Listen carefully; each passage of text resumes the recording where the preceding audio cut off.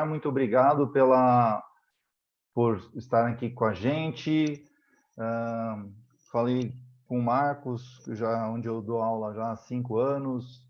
Falei, vamos fazer um trabalho de divulgação do material, mas não só uma divulgação da empresa como um todo, mas fazer uma divulgação dos trabalhos possíveis, principalmente para quem está na área do meio ambiente, nessa época de pandemia. Tantas necessidades sendo geradas, não só para a época de pandemia, mas no dia a dia geral. Agradeço a presença de todos que vão estar aqui nesse momento com a gente. Eu vou tentar falar aí por aproximadamente 40, 50 minutos, que é o que eu previ. É uma aula aqui, videoaula, e como tem uma grande quantidade de participantes, que eu fico feliz, espero conseguir atendê-los. Depois, ao final, a gente tem as perguntas e respostas aí que são comuns. Eu sou engenheiro químico, mestre em processos químicos e bioquímicos, com ênfase em meio ambiente, pós-graduação em administração industrial e segurança do trabalho. Estou na área de gestão de resíduos, água e efluentes, aí já há 20 anos. Sou auditor líder e professor em ISO 9001, 14000, 45000. Tenho a felicidade de lecionar a matéria de resíduos sólidos na pós-graduação em gestão de resíduos sólidos do SENAC, como professor convidado, e tenho participação também dando treinamentos no CRQ, EduTech, e agora a ABS também, na Associação Brasileira de Engenharia Sanitária.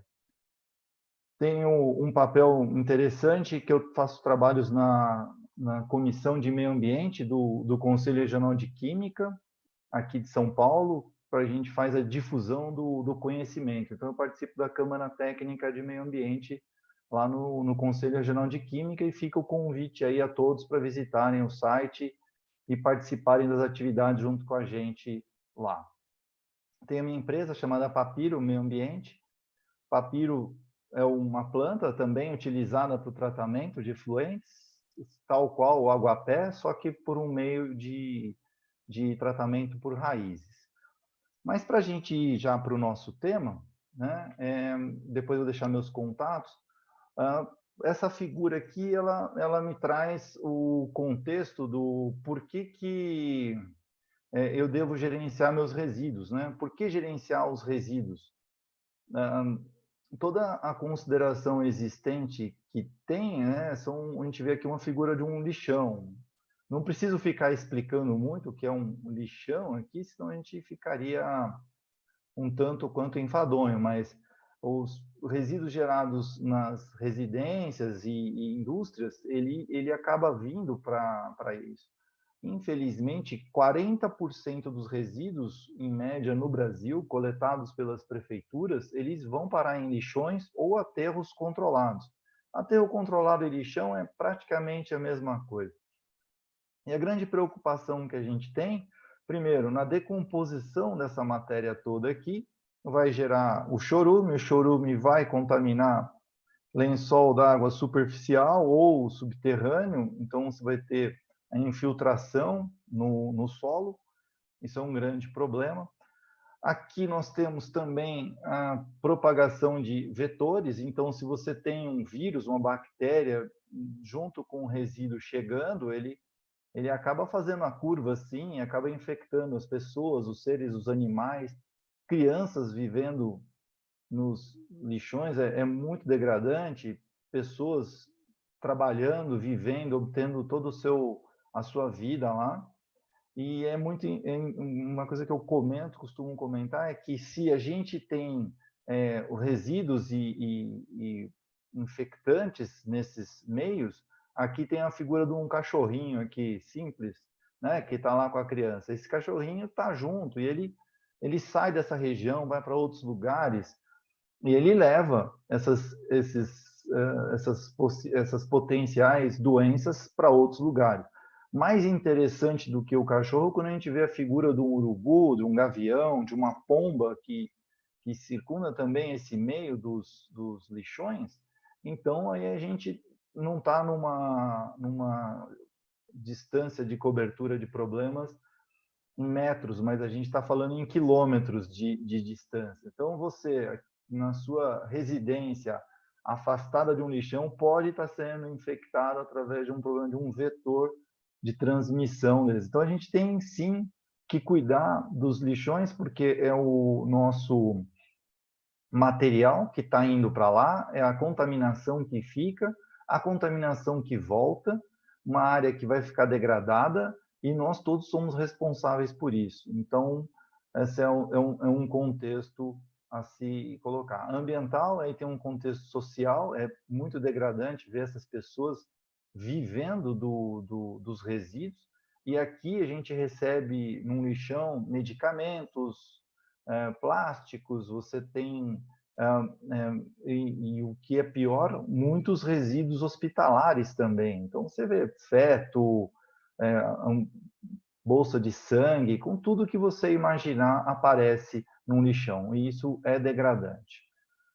Pensando em Covid também, você pode pensar nisso, então o nosso resíduo que está aqui também pode ser pelo Covid, pode ser um vetor de transmissão. Está se comprovando se transmite para animais ou não e tal, mas eu não vou entrar nessa discussão, mas é uma potencial contaminação.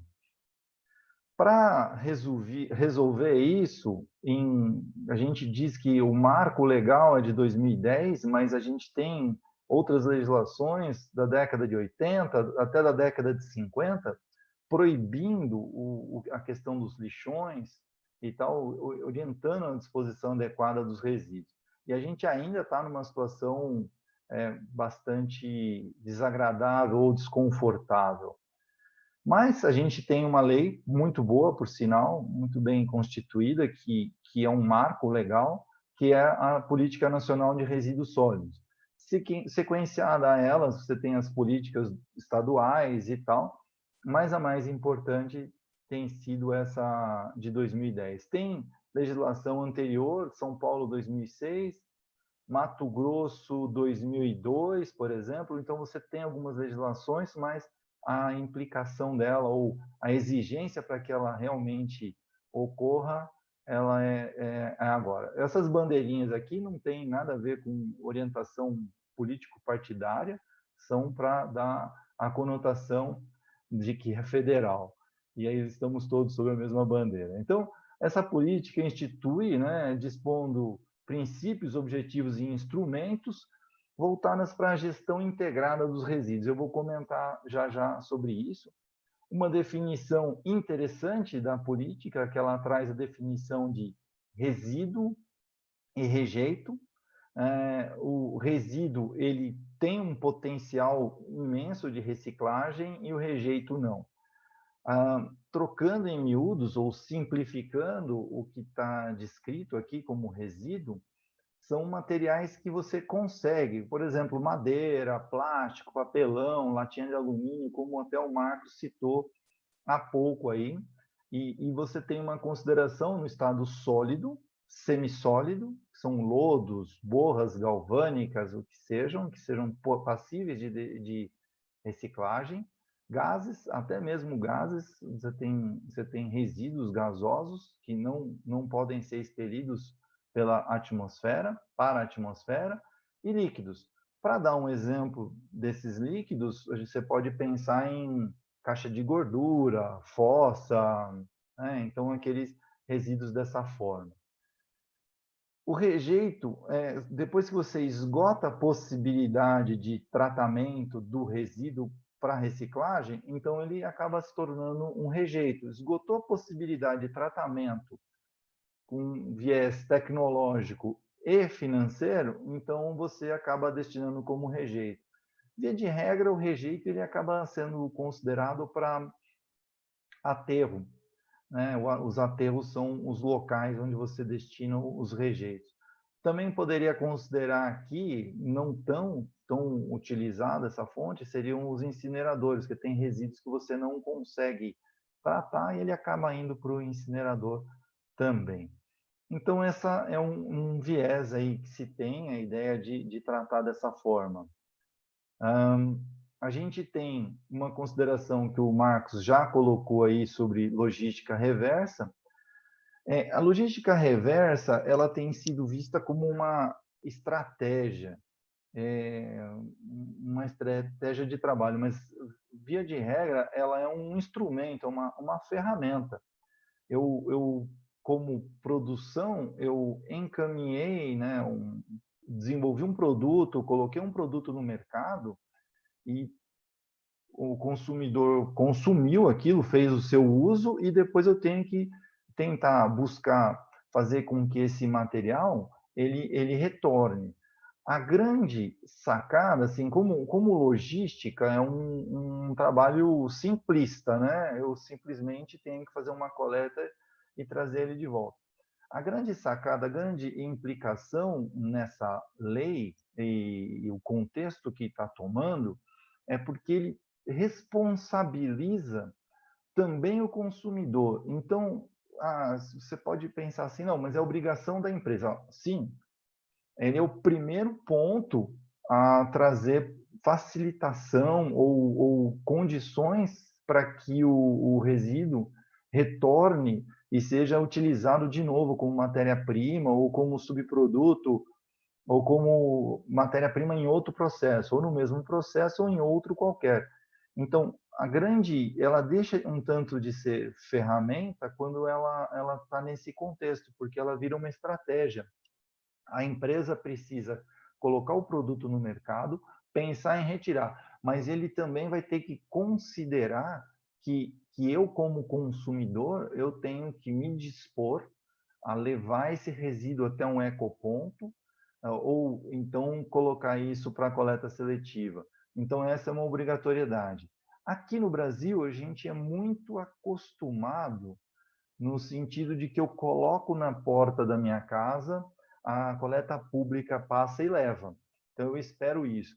Em outros locais, em outros países, essa situação não acontece. A coleta seletiva sou eu que tenho que colocar o resíduo no meu carro, no meu meio de transporte e levar até um ponto de coleta. Então, ele tem esse contexto. Então, é uma obrigação minha.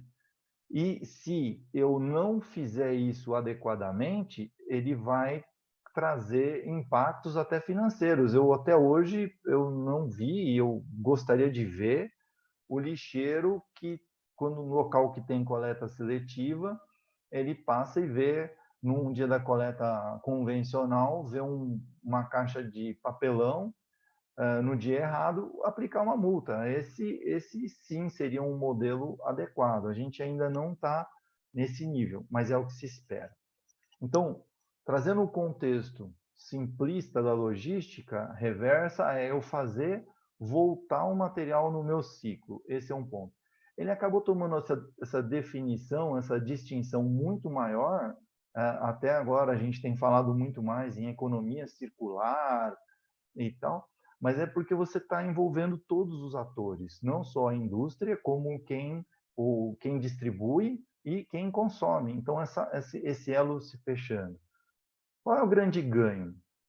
Não só no contexto de que esse material está voltando e substituindo outro material.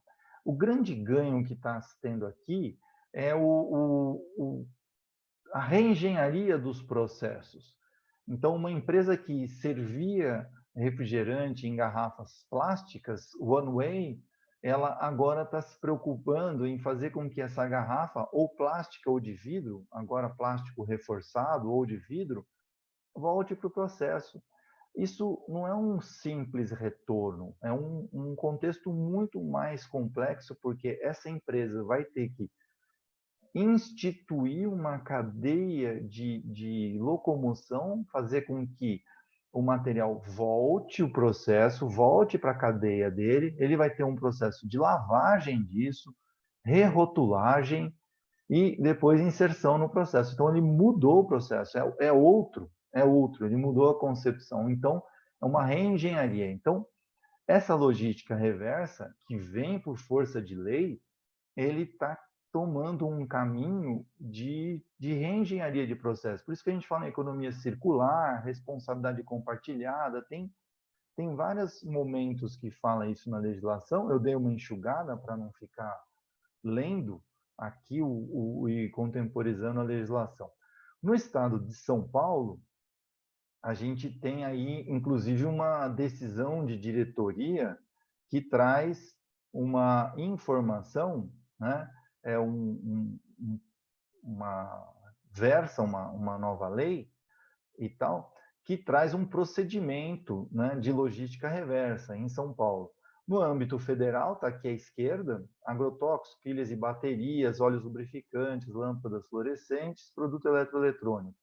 E aqui, em São Paulo, no estado de São Paulo, você teve esses desdobramentos em alguns contextos. São mais, então você vê embalagens, ele cita em vários subitens e tal, embalagem óleo lubrificante, então ele fez fatiou aí. Isso é interessante porque você tem alguns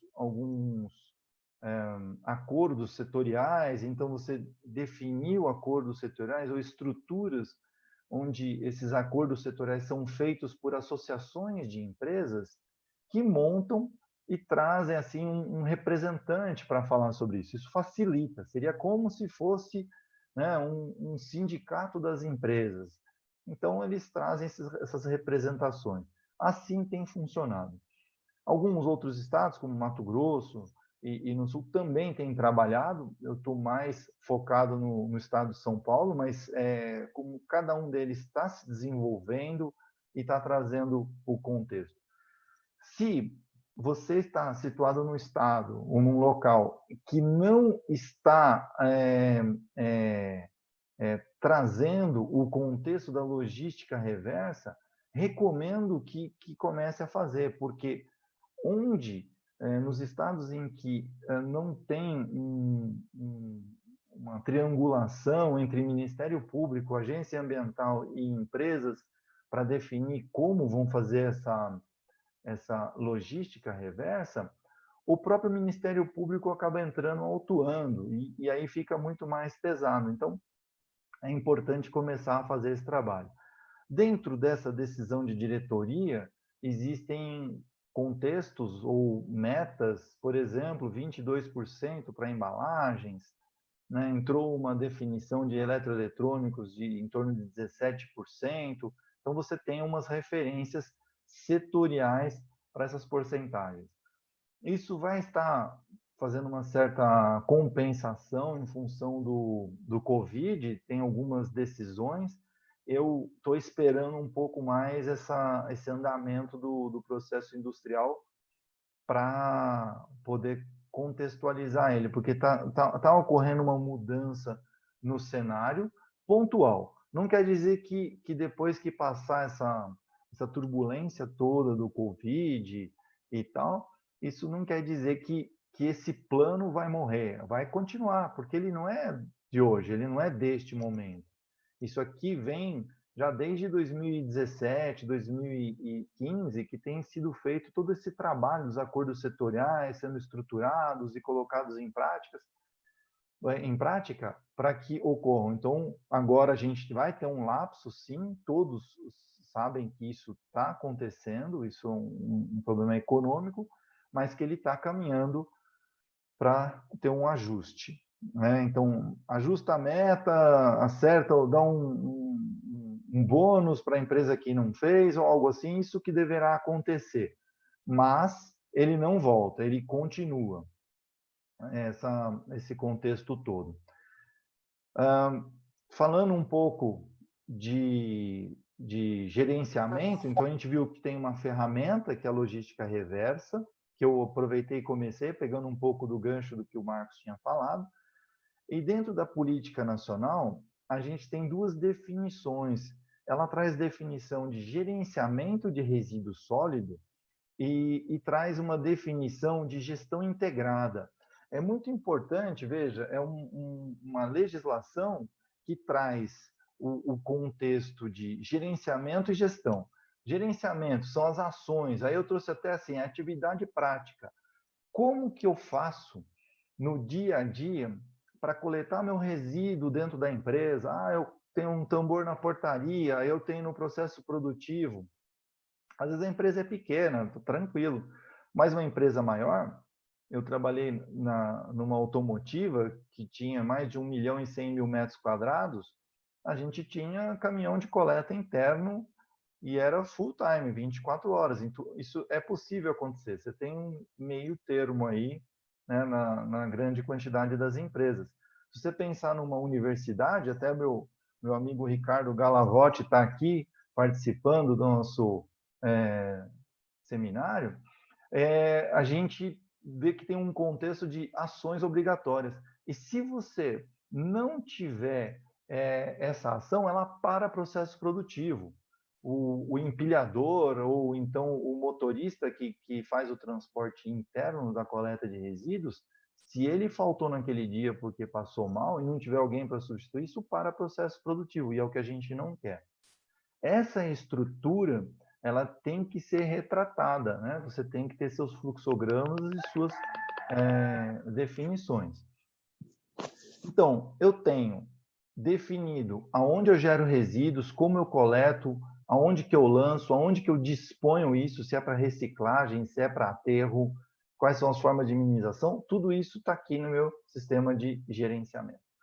Quando eu coloco a gestão integrada, e a legislação ela pede isso, você tem que buscar alternativa. Buscar alternativa pode ser, por exemplo, quando eu elimino a embalagem do meu produto, por exemplo. Então, eu reduzi a quantidade de resíduos, eu eliminei ele. Nem reduzi, eu eliminei.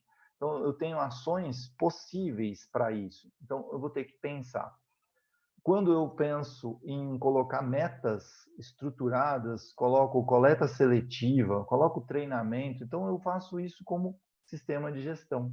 Então, eu integro todas as ferramentas, eu passo a olhar o resíduo de uma outra forma. Porque, normalmente, você vê planejamento da empresa sempre voltado para o produto, né, para estratégia de marketing e tal. Então, eu vou ter que pôr cérebro aqui também. Isso tudo vale quando eu estou pensando numa empresa, num hospital, em qualquer instituição que o valha. E a gente fala assim, não, mas eu só estou na empresa e voltado. Numa prefeitura, a prefeitura tem também este papel. Ela vai pensar como que é um bairro A, um bairro B, C, qual que é a forma de coleta, um bairro que é de ocupação e tal, como é que eu coleto resíduo lá? Posso colocar ou não posso colocar um sistema de coleta de resíduos? Lembrando que quando a prefeitura não institui uma política de coleta de resíduos, esse resíduo ele é lavado, ele é carregado para os nossos rios e córregos e lagoas. E aí já existem estudos, por exemplo, aqui em São Paulo, a gente tem 2 rios aqui, o Pinheiros e o Tietê. Tem estudos que dizem que nós temos 25 a 30% da poluição do rio Pinheiros e Tietê tem origem na poluição difusa. A poluição difusa, boa parte dela é esse resíduo que, quando chove, é carregado para esses rios. Então, a gente tem muita coisa aqui para se pensar. Dentro do que a gente falou aqui, a gente comentou um tanto quanto de logística reversa, que dá para falar muito tempo sobre isso, mas nós nos propusemos a falar também sobre o plano de resíduos sólidos. Então, tudo aquilo que a gente faz, que a gente executa, a gente coloca dentro do plano, de forma descritiva, e também institui as metas, como você gerencia isso, como você pensa ele e como você age. Então, você tem toda a ferramenta estratégica aqui dentro. Tá? Você tem que pensar nos inventários, que todo ano você tem a obrigação de declarar para o órgão ambiental quanto você gerou de resíduo, o que você destinou, como você destinou esses resíduos também. Tem muita informação.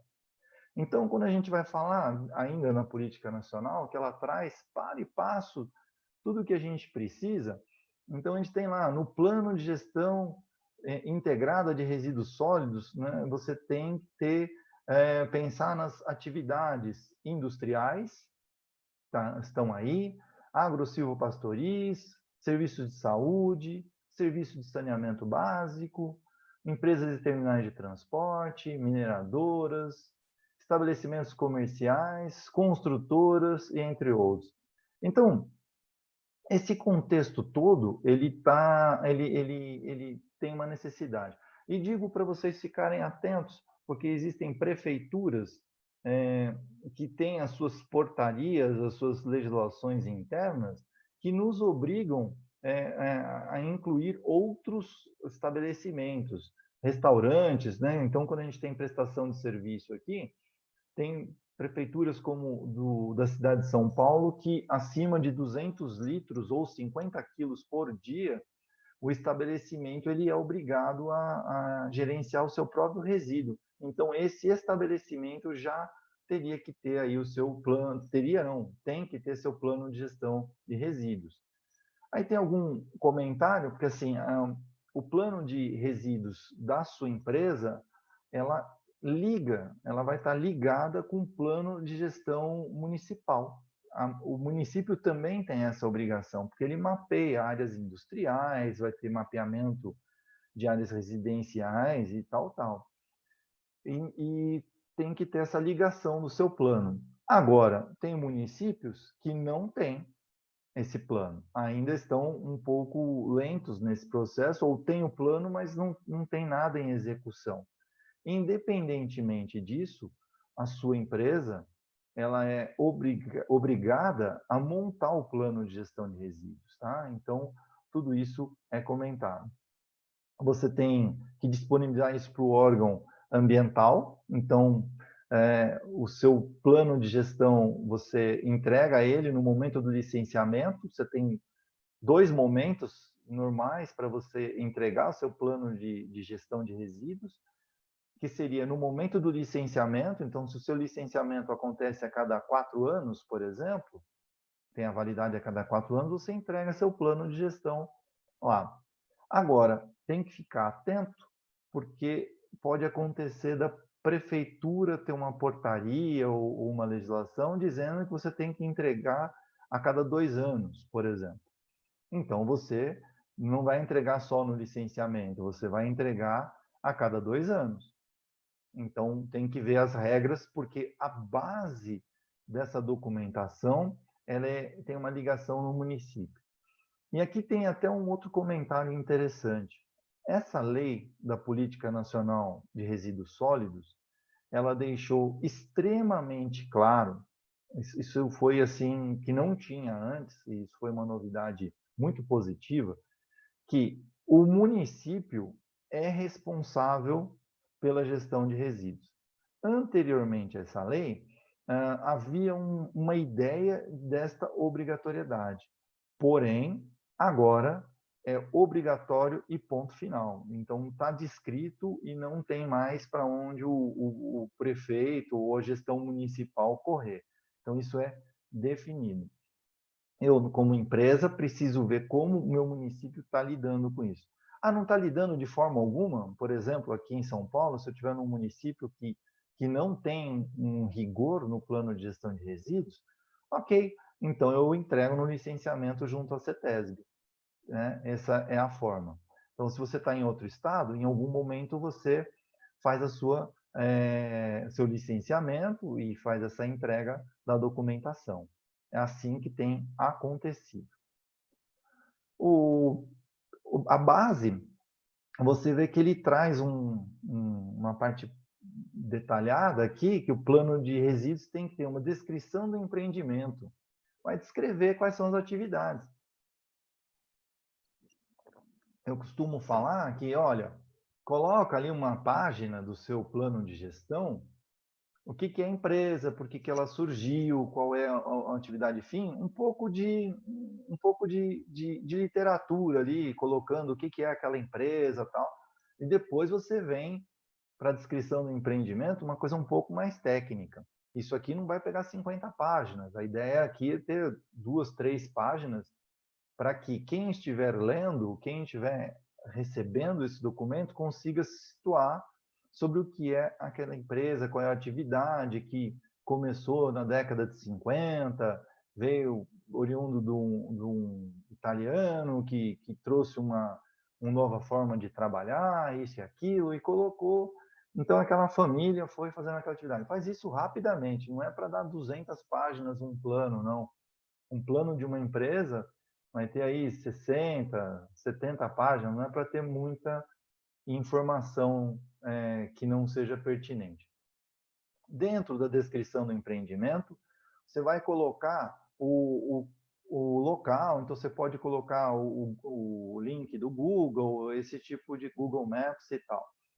A atividade, você vai ter o que ela produz, como ela produz, então faz um fluxograma de processo não detalhado, você faz um fluxograma de processo mais macro, é o que eu recomendo.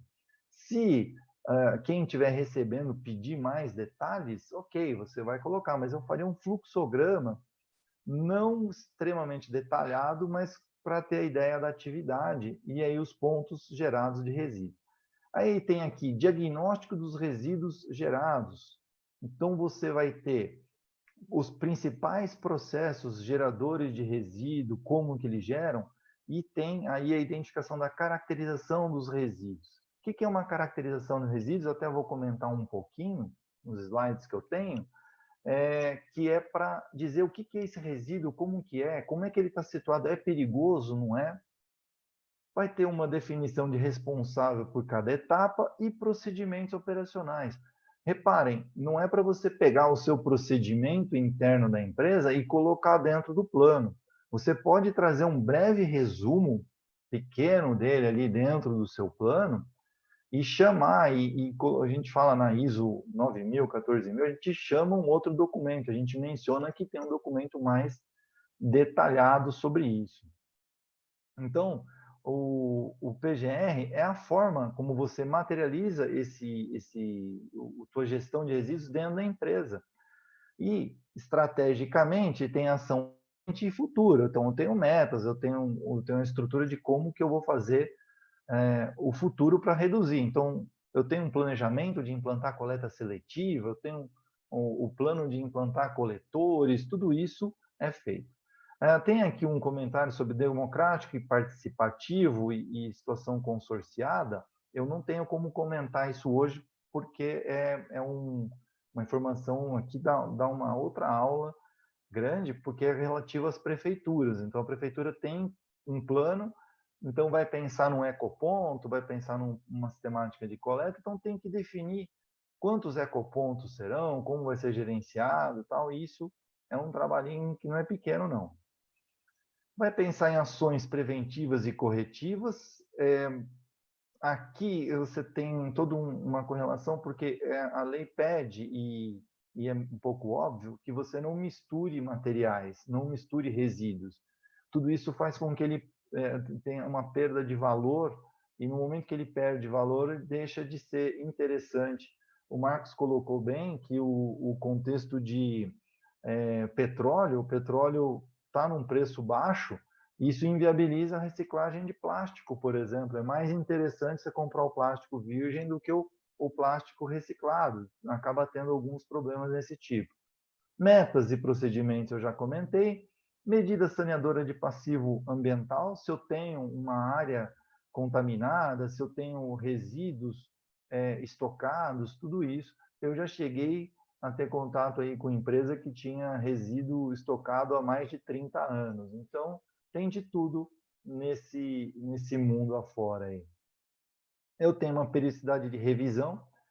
Eu reviso o meu plano conforme a legislação municipal, como que ela encarta isso, como que ela enxerga. Se não, eu reviso ele, no mínimo, a cada momento do licenciamento, né?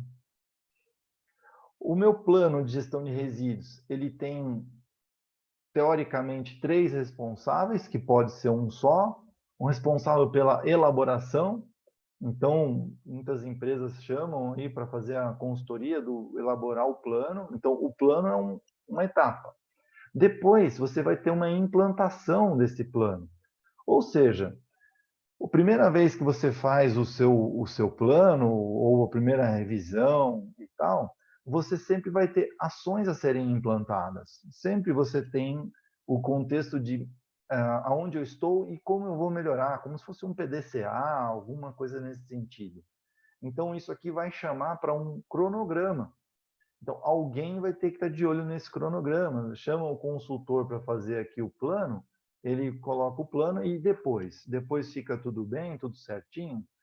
Então, eu tenho que ter um acompanhamento com relação à implementação dele. Você vai ter uma operacionalização e monitoramento. Monitoramento, então eu recomendo sempre que seja feito um fechamento mensal, um controle mensal do que é gerado, do que foi destinado, para chegar no final do ano você tem a planilhona lá com todos os fluxos do que você destinou. E para isso, pede-se um responsável técnico habilitado. Aqui dá uma discussão grande também possível. Em resumo, eu digo, a função técnica consegue emitir um ART, uma anotação de responsabilidade técnica sobre o trabalho? Sim, então tudo bem, o plano tem valor. Existe aí alguma discussão e tal nos fóruns que eu vou e o que tem sido solicitado sempre é o ART. Então, se é engenheiro de qualquer área, bom, então emitiu um ART, tudo bem. Ah, é biólogo, tranquilo. Administrador de empresas, pode ter um grande conhecimento técnico, pode ser assim, mas não consegue emitir uma ART, então acaba não sendo possível, né? A lei não é extremamente clara, mas quando a gente entrega na CETESB ou numa prefeitura e tal, é solicitado o ART desse documento. Sendo um pouco simplista aqui, né, e resumindo tudo que a gente precisa, então, a fase 1, eu dividi o plano de gestão em 4 fases: descrição da empresa, fluxo de entrada, matéria-prima, material, para onde que vai, o processo interno. E dentro desse processo interno, não me interessa muito, veja, cuidado quando você expressa isso, porque o chefe interessa o produto que foi resultado do processo interno. Para mim, como gestor da área ambiental, não me interessa tanto. Me interessa aonde gerou meus resíduos. Obviamente, o meu salário ele sai do produto produzido, porém, o que nos interessa é o mapeamento e saber aonde que está gerando resíduo nos maiores pontos, para poder implantar medidas de melhoria. Para cá, eu tenho trazido muitas as ferramentas da qualidade, porque ferramenta da qualidade a gente faz mapeamento de processo. Então, eu faço mapeamento de processo, mas focando no meio ambiente, ou focando nos resíduos que são gerados. Então, é uma ferramenta que é possível aplicar aqui e vale a pena. A fase 2 é caracterização, classificação dos meus resíduos. Então, eu tenho que entender quais são as características que o meu resíduo tem, as peculiaridades dele, e depois eu reúno eles em famílias. Se é resíduo perigoso ou não perigoso, é o primeiro ponto, mas dos perigosos eu tenho uma grande gama de tipos de resíduos que eu também vou fazer as minhas classificações, não conforme a BNT, mas conforme a periculosidade, se é solvente, se eu tenho esses tipos de materiais. Eu tenho um contexto de acondicionamento que tem NBR específica, eu tenho questão de incompatibilidade regrada no acondicionamento de resíduos, eu tenho incompatibilidade regrada no fluxo de entrada dos materiais, eu tenho incompatibilidade na destinação, tem vários momentos que a gente tem que estudar isso. Nós vamos identificar, existe não só identificar, mas você tem que criar a folha de dado de segurança dos resíduos e rotular eles, é uma obrigação isso, na ABNT, na NR25 e tal. Eu vou ter identificado a sistemática de coleta interna e armazenamento. Então, tem vários passos aqui que são complementares sempre. Ah, poderia estar aqui na fase 1? Sim, poderia. Isso depende um pouco da sua empresa aí.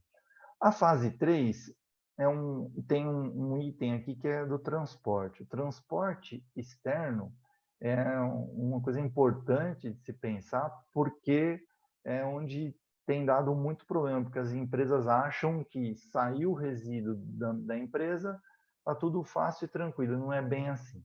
Mas eu vou mapear isso, né, o transporte externo, vou pensar quais são os meus tratamentos dos resíduos, eu sempre falo tratamento, mesmo que vá para um aterro, eu entendo isso como um tratamento. Ele foi num local que tem toda uma solução de engenharia pensada para que o resíduo tenha um destino final.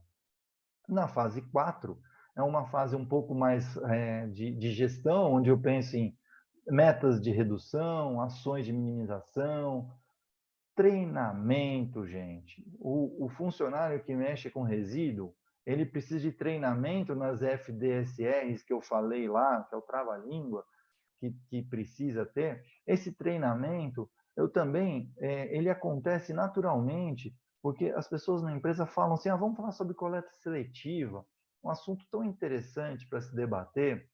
A empresa faz campanhas, muitas vezes, para que os funcionários façam separação de resíduos em suas casas.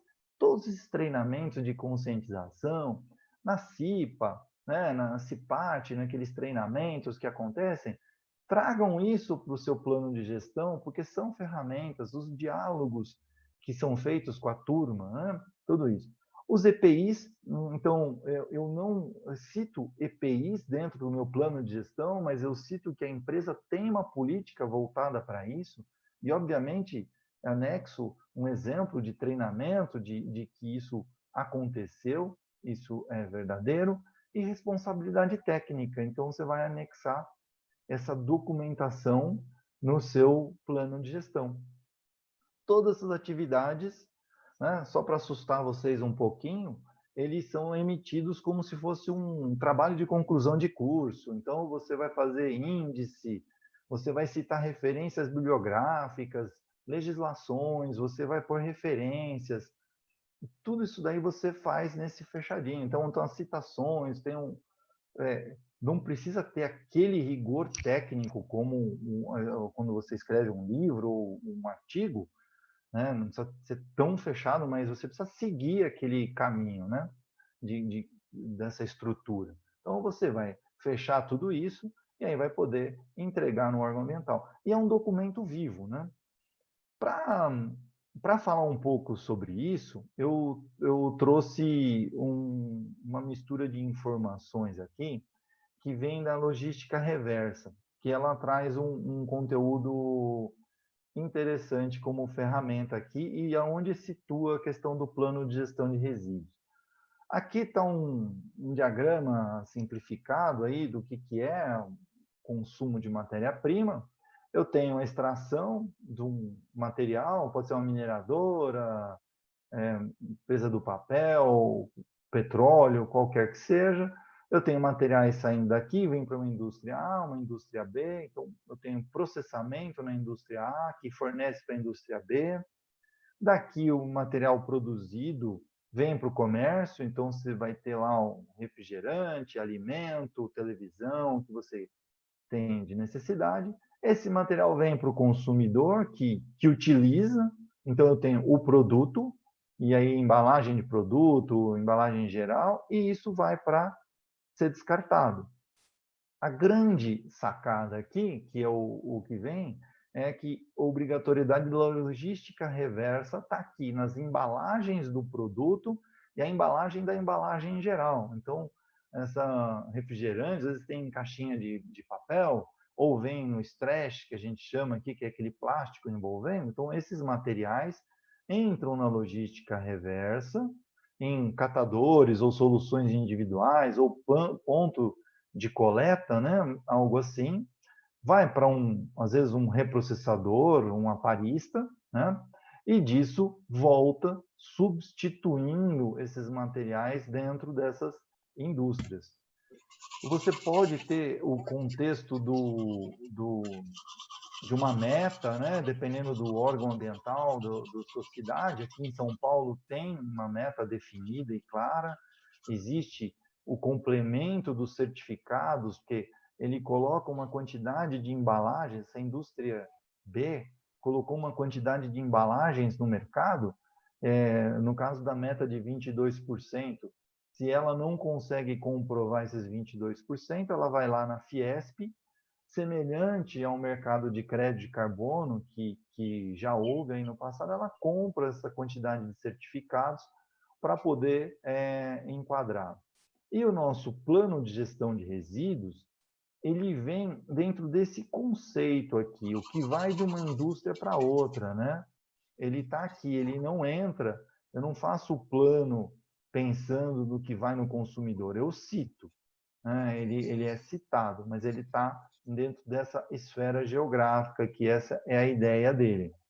Ah, se eu pensar como comércio, eu poderia ter aqui um plano de gestão de resíduos também. Então, é só para tentar trazer um pouco da luz da conclusão desse assunto, que ele é muito extenso, tem muita pegadinha de legislação para cá e para lá. E, para poder dar uma luz geral, eu trouxe um resumo para mais uns 10 minutinhos para a gente fechar aqui, do que é a gestão de resíduos dentro de uma empresa. Então, eu tenho do lado esquerdo aqui, né, aliás, no centro, eu tenho uma indústria, qualquer que seja essa indústria, você pode pensar nela. Ela tem a necessidade de matéria-prima, utilidade, mão de obra, né, para entrada, e vai sair produto, emprego, lucro, o que você quiser chamar. Pode pensar aqui também uma ONG, né, qualquer processo julgado. Você vai ter aqui, você pode ter dentro desse contexto também um hospital, pode ser uma indústria da construção civil, ou pode ser um município. Tanto faz, o conceito ele é igual. Então, por isso que eu chamei aqui de um processo. Então, eu tenho matéria-prima entrando, mão de obra, e posteriormente a isso, passa por um processo, que é a caixa preta aqui, né? E aí você tem emprego, produto e lucro. O que normalmente o pessoal não gosta muito de tratar, né? O que vem como despesa são resíduos e efluentes. Emissões atmosféricas também e tal. Mas pensando em resíduos, que é o tema nosso aqui da fala de hoje, os resíduos eles serão armazenados, né? Depois transportados e destinados. Né? Esse é uma necessidade, precisa sair, senão o processo fica entupido. Armazenagem, você tem NBR 12235, que é uma obrigatoriedade de armazenagem de produtos, de resíduos perigosos, não produtos. Aqui eu entendo, muitas vezes, o resíduo como um produto para mim, né? Então, o resíduo perigoso está aqui, ele tem uma regra de armazenagem, estocagem. Eu vou ter NR25, uma norma regulamentadora.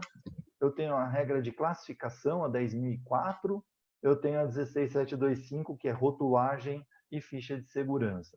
Tudo isso aqui, ele tem a necessidade, a prerrogativa da execução de um químico responsável. E aí vale um contexto que, eu fiz engenharia ambiental, eu não posso fazer esses documentos? Pode sim, é que você tem que ter tido a matéria de química ambiental, tem uns viés aí. Esse aqui como é uma prerrogativa do químico, para assinar como responsável, tem que ter essa matéria de química. Então, o gestor ambiental, muitas vezes, teve química, consegue fazer também. Bom, seguindo, dentro da empresa, eu vou precisar classificar como perigoso, não perigoso, inerte, então tem todo a norma 10.004, que dá esse regramento para a gente fazer, e tenho que pensar também, né, se eu tenho um resíduo de serviço de saúde, ele tem, internamente, ele tem um regramento de classe A, grupo A, B, C, D, E. Então, né, ele tem uma regra conforme eu tenho que olhar a legislação municipal. Aqui é muito importante, porque tem algumas mudanças.